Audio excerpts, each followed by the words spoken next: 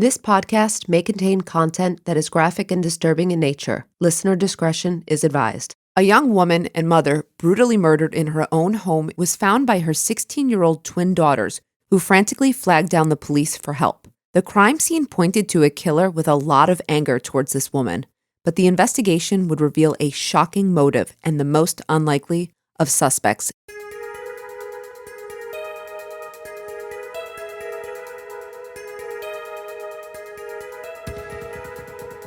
This is the Nikki Whitehead story.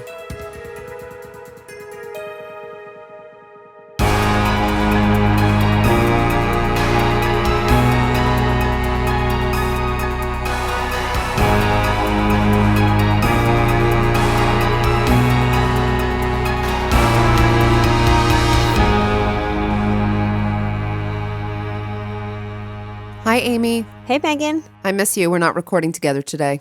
No, and that's why our audio might sound a little different than usual. Yes. Meghan, where are you right now? So James and I had found a couple of places. We sold our apartment, but the market's crazy. And with the bidding war that was just completely nuts, we just decided to take a couple months, live with a friend, and make sure we get the right house. But your situation's a little bit different. Yep, living with Alan's mom until... we also sold our place and we're in between places, so we're here temporarily. But our next place will have a podcast studio, so I am excited to have you over to record. Can't wait for that. It's going to be great. We have a couple things, too, that we want to discuss before the episode, and one of those things would be the ASC meetup. Do you want to talk about that? Yeah, so Meghan, I'm very sad that you will not be joining me this year at ASC, which is the American Society of Criminology Conference.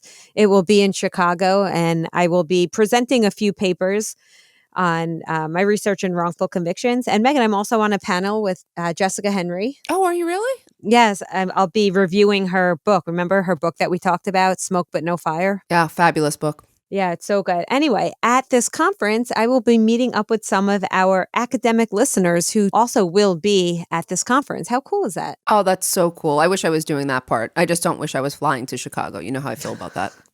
Yes, but I'm very excited to meet some of our listeners, and maybe I'll FaceTime you, Meghan. Oh, I hope so. That's great. Have fun. And please tell them, I said hello and thank you too. Yes, and some exciting things going on, Meghan. We are expanding our team.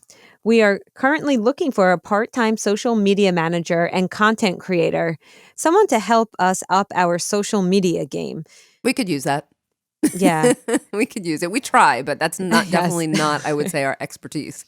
It is not our expertise. James has been doing a great job, but he's quite busy with all of the other projects we're working on. So it is time to expand our team and bring on somebody who can help us. Yeah, we're definitely in need. So if you or anyone you know is interested, you could always contact us. Where can they contact us, Amy? Email us at info@womenandcrimepodcast.com. That's info@womenandcrimepodcast.com. Or you could reach out on Twitter, Facebook, Instagram, wherever you find us. All right, Amy, thank you. And we recognize that this show wouldn't be possible without our listeners, and especially those that support the show. So we want to take a moment to recognize some brand new supporters.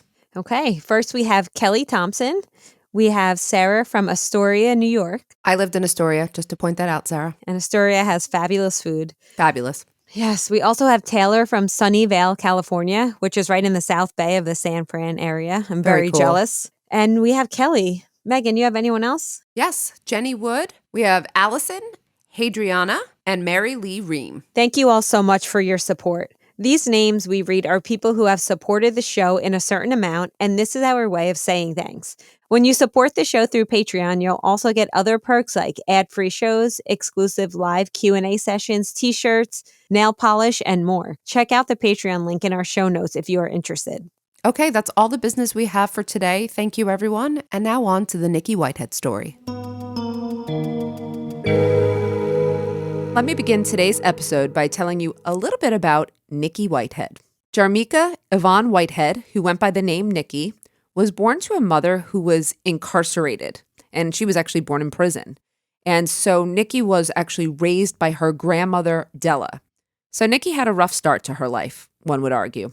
Nikki herself became a mother in 1993 when she was just 18 years old, giving birth to twin daughters named Tasmia and Jasmia, or Taz and Jazz for short. I know this case. I knew you were going to know the case when I said it. Unfortunately, the girls' father was a married man who really wanted nothing to do with them, leaving Nikki as a young single mother.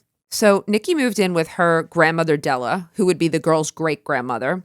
And Della raised the girls for the most part, and it seemed that the girls were really closer with Della. They saw Della, the great-grandmother, as more of their mother figure, and they saw Nikki as more of like an older sister type. Nikki became a licensed cosmetologist, a successful one, by the way, and she made a very good living. She worked hard to provide for her girls, and she had goals. She was very determined to achieve success for both herself and for her twins. One of her, biggest concerns was that their lives would be better than hers, so furthering them. And by all reports, the girls thrived too. Reportedly, they were very sweet. They were very polite. They both did well in school. They both had a number of activities. According to several people who knew her, Nikki worked hard, yes, but she also had a very active social life, going out a lot and drinking, and at one point, maybe a little bit too much. But then at some point in her life, a little bit later, after she was going through that phase, she began to slow things down. She was at an age, she's at 18, 19, 20, 21, 22. So I think that even though she had the girls, she was kind of living the life of, someone that age. By age 25, though, Nikki had developed a relationship with a much older man who was a trucker for a living. His name was Robert Head, and he invited Nikki and the girls to move in with him. So Nikki took her girls to live with her, and for the first time, she was more of the primary parent rather than an older sister type. And she got really strict with the girls, and they really came to resent this. They came to resent Nikki. They didn't appreciate having these rules. You see, Della had been much more, laissez-faire about these kind of things. But at the same time, Nikki was working so hard and had these girls in dance, music, sports. She had, beautiful clothes for them. I mean, she was really providing a life for them that she, saw as a better one. Della also had a difficult time with the girls leaving because, she had been their primary parent as well. And eventually Della sought custody of the girls. And in June 2008, the girls were sent back to live with Della per a juvenile court order because of a serious act of violence that stemmed from Nikki's attempt to parent her girls. Okay, here's how this went, or how this act evolved. The relationship with Nikki and the girls showed real trouble beginning when they were about 14. I mean, that's the age where the trouble starts. I got along with my mom and I was a pretty good kid, but we had 2 rough years, and she said like the worst years, 13 and 14, were 2 terrible years where we didn't get along. There was a lot of yelling, and I wasn't even that bad, but I can see how this was a normal age. Were you like that at 13 and 14? Come on. Yes, I was. You're a little difficult? I was a little difficult. Yes, Yeah, great explanation. Anyway. All right, so 14 is a difficult time, and, you also have to take into consideration here that Nikki had on and off again been a primary parent, but more off than on, and she was trying to lay down the law with the girls, and these girls were really mad. They're really mad. I think, we have to evaluate how mad they actually were, but I can tell you what happened was, they were just so used to getting their way, and Nikki was forbidding them from dating older boys. And as a form of punishment for breaking her rules, she took the girls' phones away. This doesn't sound unreasonable. No, that's why I'm saying as we go along, I think we need to evaluate, what's reasonable and what's not. I think that Nikki thought, yeah, this is an appropriate punishment for 14-year-old girls who are leaving the house without permission. But this act backfired on Nikki because these girls both physically attacked Nikki, and she called the police. She was really scared, and she had marks all over her. And the twins, their version that they gave was that Nikki attacked them. And one of the girls had some scratches, but the police said that it was pretty obvious that they were minor, and it was probably Nikki trying to defend herself, whereas Nikki was really marked up really pretty badly. Even though, they said Nikki had attacked them physically, they did not believe the twins, and so Jazz and Taz were arrested. And at this point, they were sent back to Della's and ordered to undergo family counseling. I think, it was too hostile of an environment at that time. I don't think that anyone thought Nikki was culpable in this situation or guilty, but they needed a cooling off period and they needed to go through some counseling and see if permanency with Nikki was going to work out. The girls were thrilled to go back to their grandmothers. Again, Della didn't have much control over them. They were kind of free to have their own lifestyle. And so this suited them very well. Nikki was so upset though, because A, she had just been physically attacked by her daughters. And B, she really didn't want them to make the same mistakes that she had made. She really wanted better for her girls. So after 2 years of counseling, anger management, and working together, a juvenile court judge awarded temporary custody back to Nikki. In that time, by the way, that 2 years, like in 2009, Nikki had enrolled in fashion school and she kept working to better herself. And eventually in 2010, when the girls were 16, and again, like I said, after a lot of counseling, that's when they were returned to their mother. This was Nikki's dream come true, but it wasn't necessarily what the girls wanted, and this happy reunion wouldn't last for long at all. Is she still married? Nikki wasn't married. She was in a relationship, but I should bring up at some point that she had a couple of different relationships during the time. I wouldn't say like instability, but you'll hear more about the possible people that were in her life. At approximately 4 p.m. on January 12th, 2010, Tasmia flagged down a deputy officer driving in his cruiser down her residential block. She was waving frantically and begging him to help her. This wasn't a high crime area at all. I believe the officer was serving like civil proceeding papers. It wasn't standard for police cruisers to be, up and down this area. The officer followed Tasmia into the home where her sister Jasmia was, and immediately he could tell that this was a crime scene. There was blood everywhere. There was signs of the struggle, things tipped over, and it was really quick that he found 34-year-old Nikki Whitehead dead in her bathroom tub, appearing to have multiple stab wounds to her body. The girls said that they discovered their mom when they got home from school, so this wouldn't have been long after about 4 p.m. As I said, the scene had signs of a struggle. It was a complete disarray. Things were broken, turned over. There was a trail of blood that indicated that Nikki had tried to escape the house but couldn't. It looked as if though she had actually got to the front door and maybe fiddled with the locks, or maybe she was weak, or maybe she was grabbed, but she was apparently dragged from the front door into the bathtub, which was filled with water as well. It looked like there was an attempt to clean up with bloody towels found in the washing machine, but there was just too much blood to possibly clean up. So the killer must have realized this and given up. This is not, people can't just clean up crime scenes with blood everywhere on rugs and whatnot. So nothing was taken from the home. And based on the evidence, it looked like someone did this who knew Nikki and had a lot of anger towards her. The twin girls were taken into an ambulance to wait while the police were going through the house. And the police asked the girls about Nikki's relationship. And so they proceeded to tell them about Robert Head. He was 64, so significantly older than Nikki. He was Nikki's boyfriend, and there was some trouble in the relationship. Apparently, he was a trucker, remember I said? He was on the road a lot, and it appeared that at times where he was gone, Nikki was having other relationships. However, I should note that police were pretty quickly able to rule him out because he was on a ride that could be substantiated. Jazz and Taz also pointed them to a man named Joe, with whom Nikki had a fight the night before her murder, and that went on into the early hours. So this put Joe on the radar of the police, and really this became their first suspect. We have to go talk to this guy. Why are they fighting, early morning hours, and then she's dead the next day? He's going to become suspect number one. So with the suspect identified now, the police went to interview Joe, and he seemed, as police described, totally surprised and shocked to find out that Nikki had been murdered. He explained that Nikki was mad at him because he was ending their relationship to move in with another woman. So the police thought, okay, that would probably be a motive for her to hurt him, but not necessarily the other way around. They also asked, as they do, and as is typical, could they observe his arms, his hands, pull up his sleeves? They did, and they didn't see any wounds that would indicate a struggle. They found him to be credible.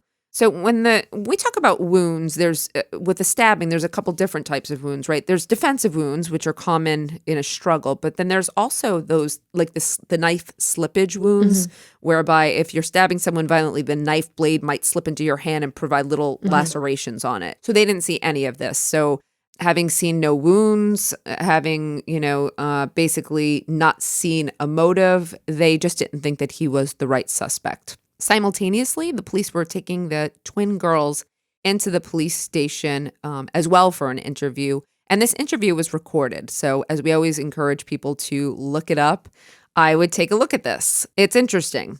Jasmia cried that she wanted her mama and then her grandma, while Tasmia seemed to be a little bit stronger, more stoic, like we'll get through this kind of thing. The girls told the police that they went to school that day as They were usual. separated, right? Initially, they weren't. Initially, they were taken in together. Also, they were considered possible witnesses and They possible weren't victims. suspects. They became suspects, but not initially. I think, it looks How like old were they again? they were 16 years old, and it looked like they had found their mother, and they were just taken in. They seemed shocked, scared. So I think the police let them stay together. They talked together for a little while, but this would change. They told the police they went to school as usual that day. And when I say as usual, I mean usual time. They went in on time, didn't leave early, just a regular school day. And they said that their mother was alive and well when they left. But when they came home, they discovered her dead body and a bloody scene. One of the things I thought was interesting that I noted, they said they didn't see their mother that morning. They said they heard her, but she was in her room and she always locked her door. And I was thinking, God, did she lock her door because she's afraid of them? Or, what was the reason that she always locked her door?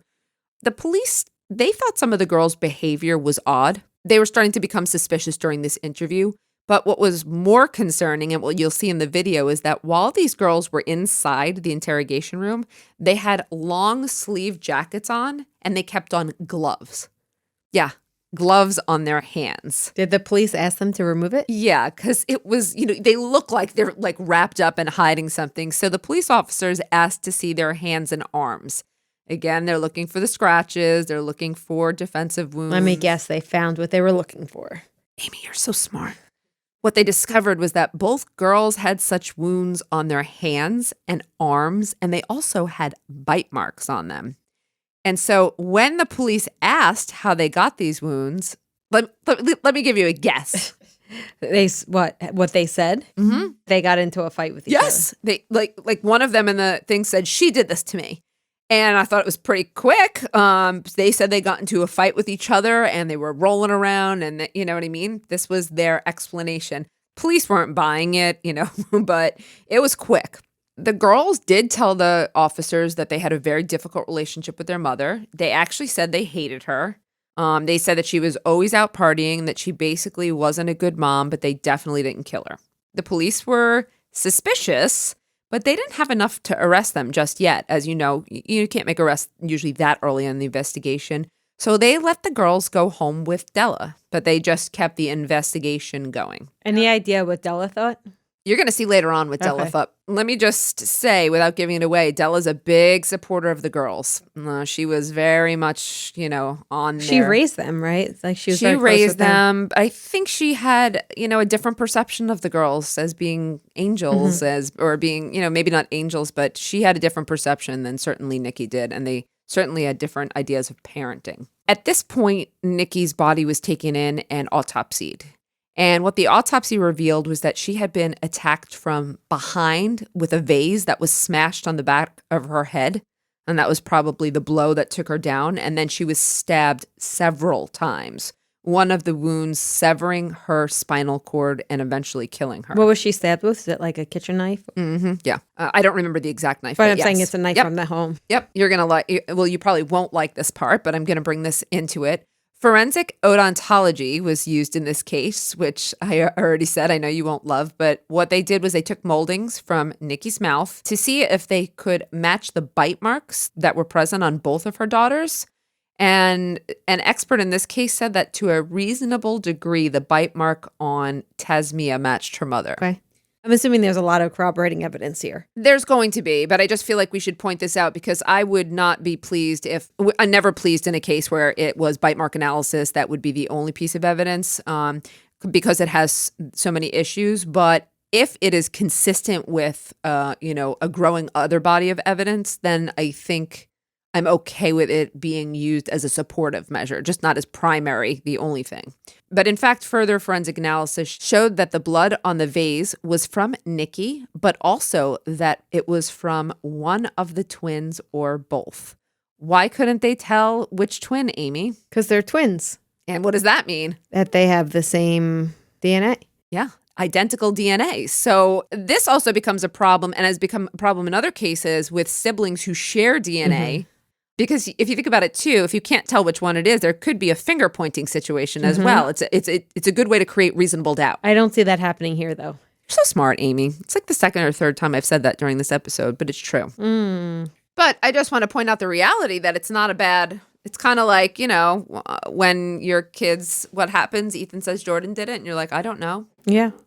Can't tell. I don't know. With the forensic analysis and the other evidence they had amassed, the police felt they had enough to arrest the girls. And so in May, both Jazz and Taz were arrested for the murder of their mother. The girls were indignant about their arrest. They were defiant and insulted in ways, judging on their comments in the back of the cop car. But the prosecution was building a very strong case based on physical evidence. But just as we discussed, the DNA between twins is identical, which presented a real problem for the prosecution. But the prosecution was confident that they would be able to show that, even though they did see this as an obstacle, they'd be able to show the girls did it together. So they thought, as long as we can put them together in certain scenarios, then we're not going to have to contend with this issue of whose DNA is it. There have been some interesting cases where twins either got off or caused confusion in this way. I recall there was one case in Malaysia with twins. There were some drug crimes involved, and I just recall that it was problematic identifying which twin has done this. And it's a good strategy, I guess, if you have identical DNA. But back to the state. The state showed that the girls put their clothes in the washing machine and left to go to school together. But guess what? They didn't go on time like they said. The state was able to show that that was a lie. They actually went to school about 2 hours later than they said. So they're suggesting they actually murdered the mother earlier. Correct.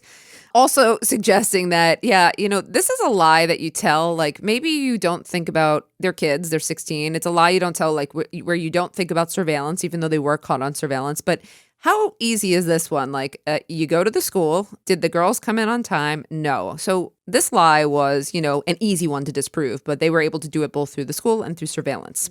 So even if it may have been hard to parse out the two, they didn't have to because they kept putting themselves together. So they made it easy. They made it very easy. And the evidence made it easy. And so the grand jury indicted Jasmia and Tasmia. However, in the spring of 2012, the twins' attorneys approached the DA about a plea. The DA agreed to a deal that the girls would confess the truth and in exchange they would get a break on their sentences. I'm not going to tell you yet. Do you have any guess to what kind of break they would receive, Amy? They'd be facing life, but with the possibility of parole. But hey, that could be, a long time later. So the DA was not going to go easy on them, just so you know. I wouldn't expect you to think that. So maybe the minimum of 25? So close, just so you know. The DA offered them 30 years with 30 parole years. eligibility. They'd still be so young. Yeah, let's talk about that. Okay, so the girls sat down separately and discussed the crime, but more so, they talked about Nikki being an alcoholic. They said that she used drugs, that she went out most. So instead of being remorseful, they were like blaming. Yeah, and I'm not sure they got the truthful version of events because this is what they said. And look, we're not going to know exactly what happened. The girls said that Nikki woke them up the night before in a drunken state, starting a fight with them. They're claiming self-defense. Yes, pretty much. And then continued this argument into the early morning and began a physical altercation with them. So they're saying she was drunk, she started the fight, and she initiated. The girls also said that Nikki grabbed a knife first and turned it on them and that they had a fight for their lives. And so basically they were defending themselves against their violent, alcoholic, drug-using mother. This story was a difficult one to believe, especially given what we knew about their acts of aggression. There wasn't much dispute that Nikki did drink and she did socialize and maybe too much. But there were really no allegations that Nikki was ever physical or violent. And the only real act of violence that we had prior to this was the ones of the assault by these girls on their mother. So I think this story is incredibly difficult to believe. But what would the DA ultimately decide? These are difficult because the DA has the decision to accept or reject the plea based on whether he believes the girls are telling the truth or not. So essentially, in this case, the DA could have said, that's a bunch of bullshit. This story is bullshit, and I'm not giving you a deal based on this information. Well, the DA didn't decide to do that. I guess the DA thought that it was an appropriate sentence, 30 years, and he wanted them to plead guilty on the record. So in January of 2014, Jazz and Taz both took a plea to voluntary manslaughter with a sentence of 30 years in prison. So with parole eligibility, it feels like they're actually going to be close to 50, but still under 50. I think they'll be about 48 years old when they are eligible for parole. They are serving their sentences in separate facilities. To date, both girls have earned their GEDs while incarcerated and have been called model inmates. I believe that Della is still pretty close with them. I read something afterwards, like it was an article or an interview with Della in which she said, I still can't believe my girls would do this, something to that effect. So I realized she was in their corner and supportive of them. Was one of them the ringleader, would you say? Like, it's from what I know of the case, it's hard to say that one stood out, but you would expect in this situation one to be the stronger of the two. I usually expect that. I couldn't parse out who the ringleader was. I mean, I really couldn't. I mean, if you looked at maybe the interview, you might be able to say that one of the girls, maybe you could guess the one who was crying and breaking down. Maybe she was faking, or maybe she was actually having, a hard time. And the stoic one, maybe she was, a little bit stronger. But I really couldn't tell from this case who the ringleader was. It wasn't clear to me. So now that we are at the conclusion of the legal case, let's talk about a couple of other topics. Let's talk first about matricide, and then we'll discuss the theories, and then our conclusions about the criminal justice system. Matricide, or the murder of one's mother, is very rare. It happens in less than 2% of all homicides.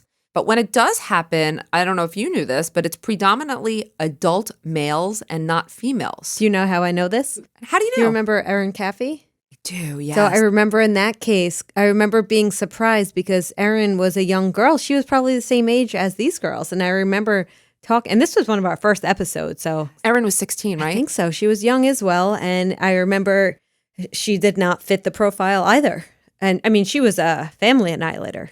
I mean, she didn't just kill her mom, she killed her whole family. Wait, her dad survived though, right? He did, actually. So she tried to kill him. She was an attempted family annihilator, yeah. But yeah. Well, she killed her brothers and her mother, so. Yeah, she did. Okay. All right. But yeah, I do find that interesting that it's usually adult males. But daughters under the age of 18 are the rarest of these killers. So not just rare, the rarest. But when they do kill, they often do with multiple offenders. So what I mean is that it's more common for these juvenile girls to kill with a partner, like Jazz and Taz, as opposed to the adult. Or Erin and her friends. I remember she recruited friends. Yes, okay, that's true. Interesting. Yeah. Mm-hmm. So I thought that was slightly interesting. And when you break down the age group, I remember reading that adult males are more common, but when it's juveniles, I mean, males are still more common, but the percentage of females goes up by a lot.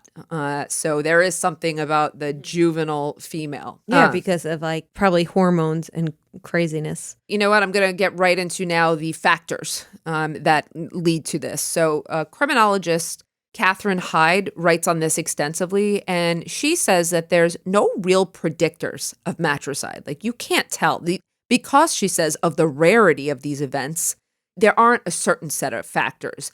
But she is also careful to say that there are certain factors that will increase the odds that a juvenile will kill a parent. What are some of these factors then? They are, I don't think they're going to surprise you.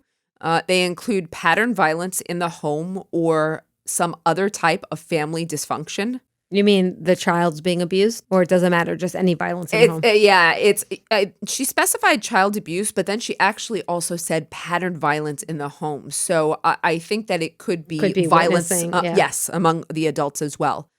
Chemical dependence in the home.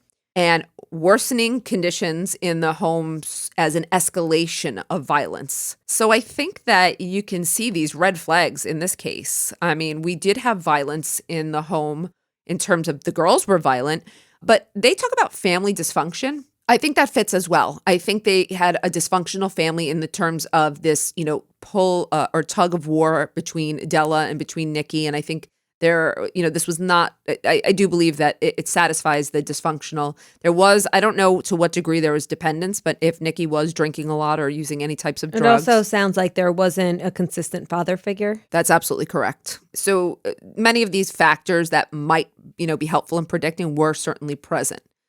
Moving off of matricide a little bit, though, or in incorporating some other theories, I have to tell you, this one was, for me, a great theoretical case because I love to pick these apart. And I can go first if you want. What do you think? Do you want to hear what because I've got my criminological theory here. Are you going to say control theory? I am going to say Go control ahead. You could theory. Explain it, but I that's the one I picked up on right away. Low self-control? Yep. Yeah, okay. God, I shouldn't have let you steal my thunder, but I did. All right, criminologically, Jazz and Taz had low self-control, which Godfredson and Hershey said is the result of being raised in a home where parents or other guardians don't recognize bad behavior or punish bad behavior. And Della didn't do that from a long time, and neither did Nikki. So I think that these girls were very used to getting what they wanted, and they had a lot of this, I would say, signs of what we call low self-control. Because as the theorists explain, there's low self-control that's usually caused by kind of this lack of regulations, but then there's the features. So what does it mean, low self-control? Well, they were very impulsive. They had very quick to anger tempers. They were physical. And so they show the symptoms of low self-control to me. And I think that was because of probably the lack of regulation on them for so long. But I'm going to go one step further. They also did not seem to have strong coping mechanisms, so their behavior fits with general strain theory as well. I think once Nikki was blocking their freedom and restricting them, they became so frustrated and so angry that they couldn't cope. They didn't have the mechanisms, probably because no one really taught them how to, unfortunately. And I think that they just saw Nikki as the obstacle. And so their frustration and their anger, it built and it exploded. And I think that happened because they had low self-control. And once one, bad triggering event, I think this was always going to be a bad outcome, to be honest, because of the lack of control and lack of coping mechanisms. And it also sounds like they saw Nikki as a real hypocrite. Do you think there's any neutralization in there? Denial of the victim? I do, yeah. So, the idea that they were able to justify their behavior because they saw Nikki as the problem. Well, two things I think you just point out good, and I actually didn't think of neutralization theory, but it fits. Condemning their condemners means, basically they are condemning the person who's condemning. So almost like you deserve this. You deserve this, and you're just as bad as I am, if not worse. And they thought Nikki was a hypocrite. How the hell could she punish them for something that she's doing herself? Yeah. So that's one. And then, denial of victim. Yeah. At the very end, based on what they said, I think you're right. Or even maybe denial of responsibility a little bit. Yeah, because even though they took responsibility, they didn't really take responsibility. So they show no remorse here. No, none. Not that I've seen, and not that I've seen to date. I wonder what will happen as the years go on, if they'll have, a change of feelings about what they, did as they grow up and as they get older. They're kids. So like you always say, you like to see what will their progress be like? Will they actually admit to any guilt? Okay, so for theories, I think we got that. Let's move on and end today's episode with, did the criminal justice system get it right? So let me just recap. The girls are eligible for parole right around their 50th birthday. I'm going to go with this seems appropriate to me. They, at that point, will have spent a good portion of their lives in prison. And if they are productive and they can be redeemed, I might be okay with it. Was there proof of premeditation? No. So I actually think that sentence might be a tad harsh. Okay. Because you think this just happened in the heat of the moment. Which doesn't make it okay, but I would like to say that, so right now their sentence is 30 years they could be evaluated for parole? 30 years. So at about age 48, they can receive parole. I would like to evaluate them maybe somewhere between, 22, 25 years. Okay. Are they showing remorse? What have they done?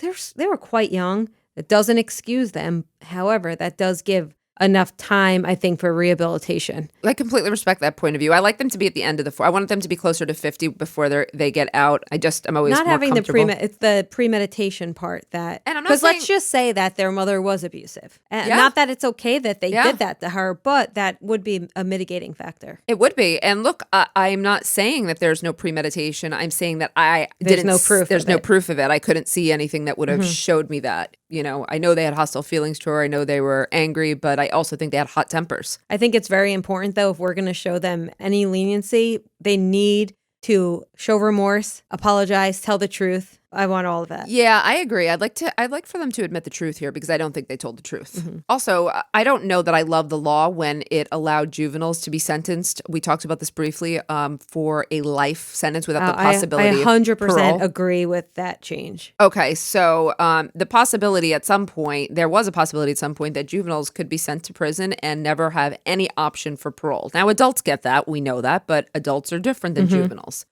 And we were just talking a little bit about the cases, but let me fill our listeners in. Just in case people don't know, there's some interesting case law with the Supreme Court as it relates to sentencing of juveniles.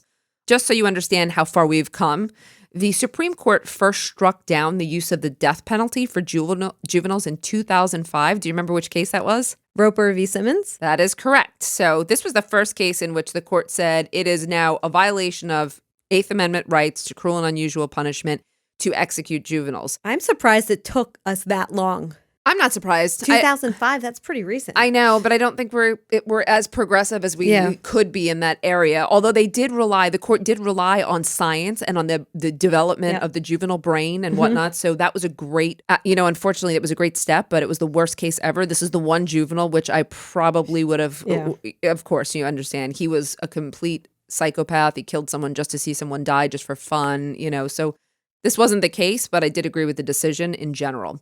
But then in Graham v. Florida in 2010, the court said that any juvenile not convicted of a homicide had to be given parole eligibility at some point. And then in a joint decision in Miller v. Alabama and Jackson v. Hobbs in 2012, the Supreme Court ruled that life sentences without the possibility of parole for juveniles for any crime violates the Eighth Amendment as cruel and unusual. So now juveniles are entitled to parole consideration.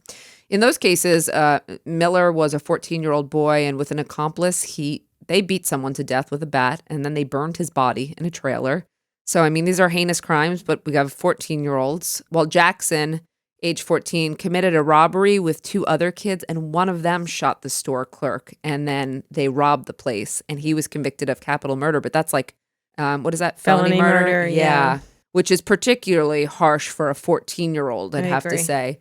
So the decisions allow now, I think the progress we've made where we're at is just that any juvenile can be considered at least for parole, which I think is, that's a sign of more progressive society in terms of our legal system. I agree. Do we know if the girls keep in touch? Are they allowed to? I don't know. I don't know if they do. I have to I wonder imagine that they wouldn't be allowed to, I would imagine, right? Because they're co-defendants, or no? Yeah, but their cases are settled.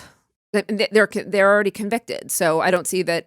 I don't know that you're not allowed to contact like your victims or certain people, but because they pled and they're convicted, I don't know why they wouldn't be allowed to keep in touch. Because like the Menendez brothers, for example, that they kept in touch. Yeah, and there was because their cases were settled, they were already convicted, so there might be And we do know, State Amy, differences. institutionally too, not even state differences. Like when you go to Jersey State Prison, the rules are totally different than when you go to like, that's true.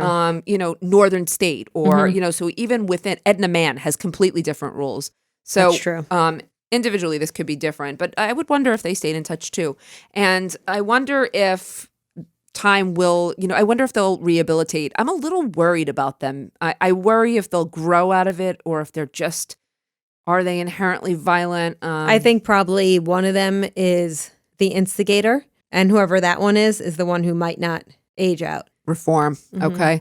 But maybe without each other, like maybe it's like together they're evil, but separately they're okay. Who knows? Oh, no. I understand what you're saying. Like, maybe it's like the perfect of like when you talk about those cases where if two people never met, would these crimes have ever... Like they shared psychosis once, remember? Fallait à deux? Yes. Or no? Fallait à deux, So triple. possibly, you're right. Possibly apart, they are better. I do know we'll have about 30 years to see what happens. We'll bring you an update then. Okay, if there's no final thoughts for today, we'd like to thank our listeners for suggesting this case. And before we sign off, we'd like to take this opportunity to answer questions from our supporters. All right, Meghan, our first question is from Kelly, and I think you're going to want to take this one. All right, let's see why. Go ahead. Other than strain theory, what are the most common theories or issues that contribute to repeat offenders and serial killers, either starting or contributing to their criminal careers? I see, because it was serial offenders there.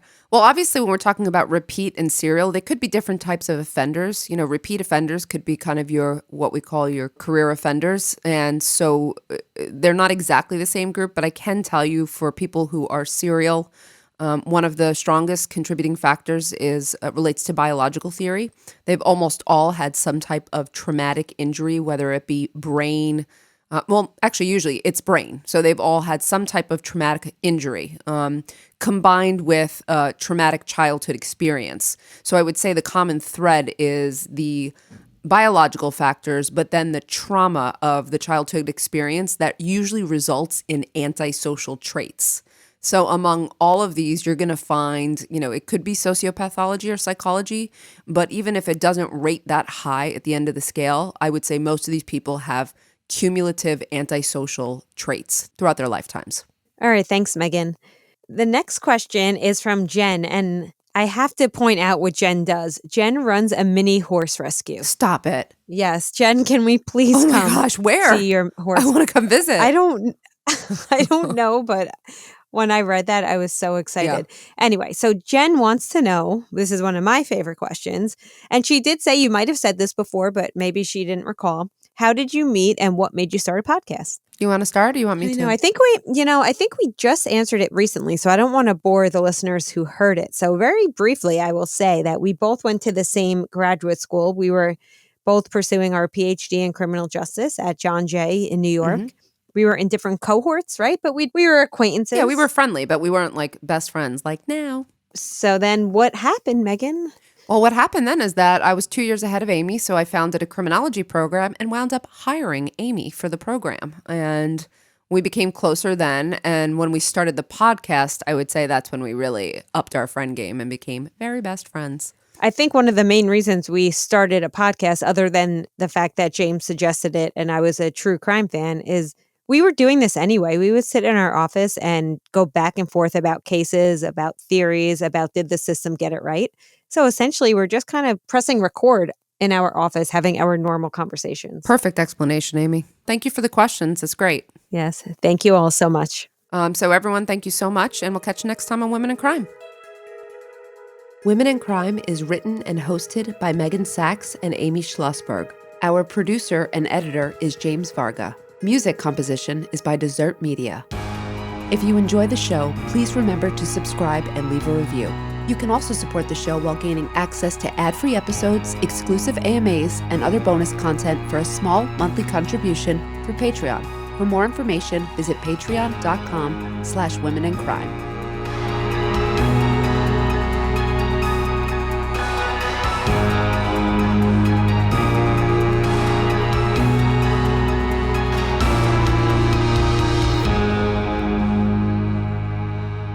Sources for today's episode include CBS News, multiple articles by Katherine Heide, a criminologist from University of South Florida, an episode of Snapped, and the Covington News.